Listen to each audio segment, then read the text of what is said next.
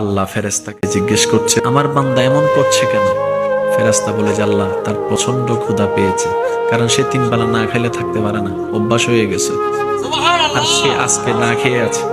আল্লাহ তাআলা বলছে কেন, তার ঘরে কি খাবার নাই? ফেরেশতা বলে যে আল্লাহ, তুমি যথেষ্ট খাবার দিয়েছো, তারপরও খাচ্ছে না কেন? ফেরেশতা বলে আল্লাহ, তোমাকে খুশি করার জন্য। শুধু তোমাকে খুশি করার জন্য ফ্রিজ ভর্তি খাবার, তার হাত ওখানে যাচ্ছে না, বুক তৃষ্ণায় ফেটে যাচ্ছে, 3টা বোতল আছে ফ্রিজের, সে একটু স্পর্শ করছে না।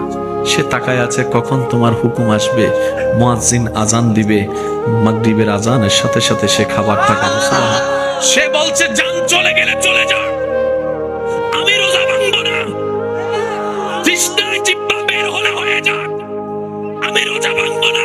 রব বলে যে আমি তো এটাই দেখতে চাই, আমার বান্দা খুশি মনে আমার জন্য ত্যাগ দিতেই থাকবে, আমি আল্লাহ তাকে নিয়ামত বাড়াই দিতেই থাকবো। সুবহানাল্লাহ।